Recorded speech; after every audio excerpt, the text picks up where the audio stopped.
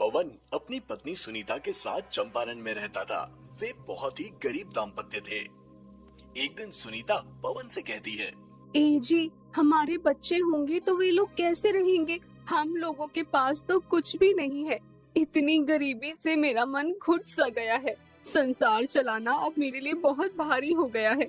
आप ही कुछ कीजिए, अब नहीं जी सकती हूँ मैं ऐसे। क्या करूं मैं, तुम ही बताओ। मैं जो भी काम करता हूँ उसमें नुकसान के सिवा और कुछ नहीं हाथ लगता।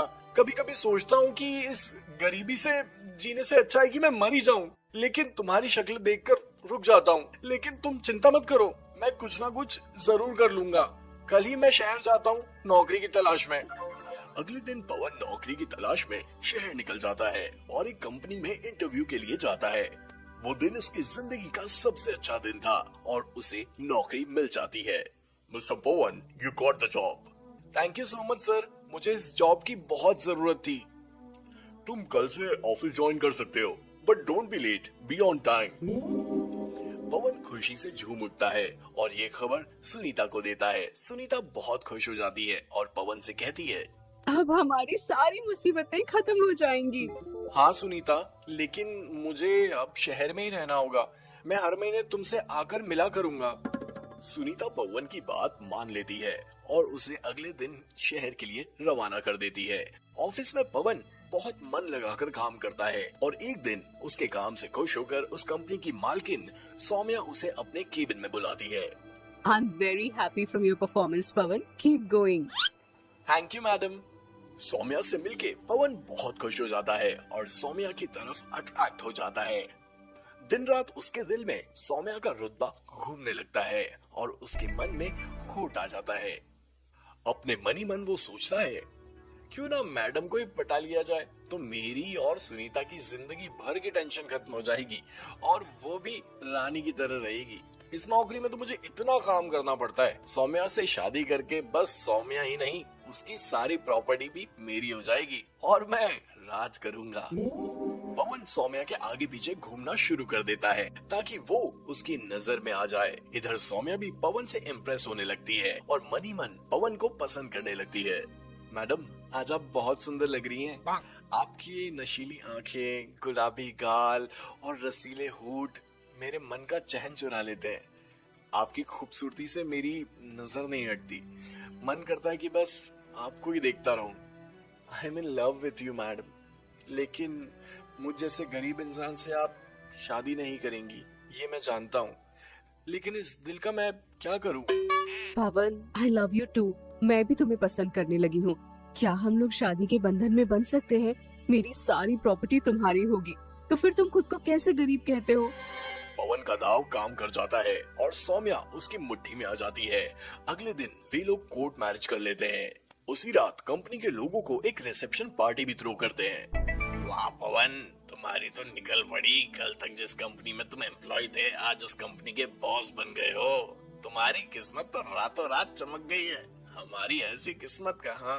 मैडम से शादी करके कैसा लग रहा है, हमें भी बताओ। कैसी कैसी बातें कर रहे हो तुम लोग। मैं मैडम से प्यार करता हूँ और वो भी मुझसे प्यार करती है। ये क्या, तुमने तो बात ही बदल दी। अब हम तुम्हें अपना दोस्त समझे या बॉस? यार थोड़ा हमारा भी ख्याल रखना। बिल्कुल करूंगा यार, ये भी कोई कहने वाली बात है क्या?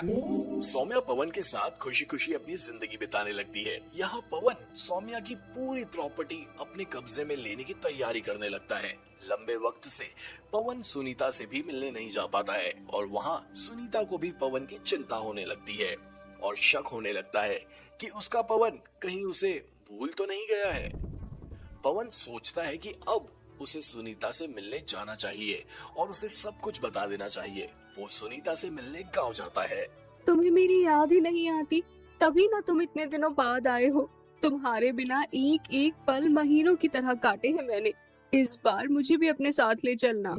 मुझे भी तुम्हारी याद आती थी सुनीता, लेकिन क्या कर सकता हूँ। मैं तुम्हारी ही खुशी के लिए सब कुछ कर रहा हूँ। जल्दी जल्दी में हम लोग करोड़पति बन जाएंगे। मेरे हाथ एक लॉटरी का टिकट लगा है जो जल्दी हमारी किस्मत पलट देगा।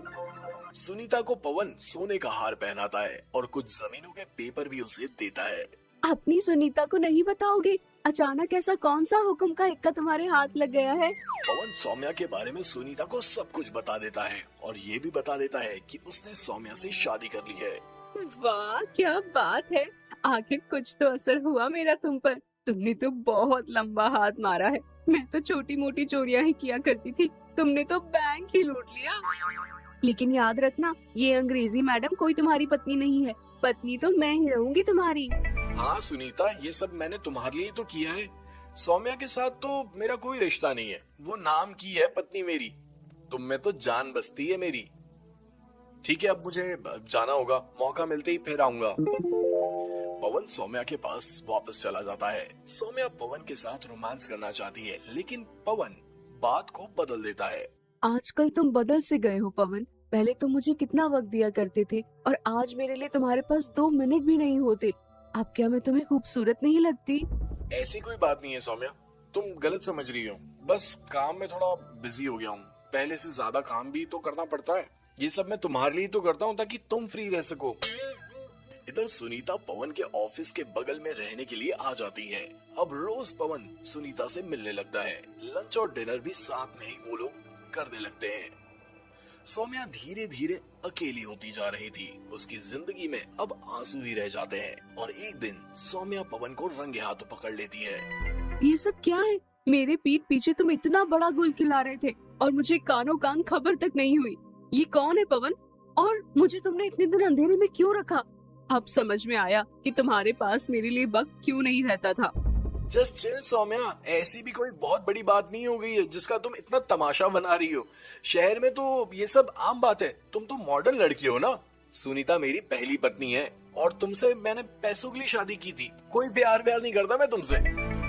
यू इडियट, खुद को क्या समझते हो तुम? गरीब भिखमंगे।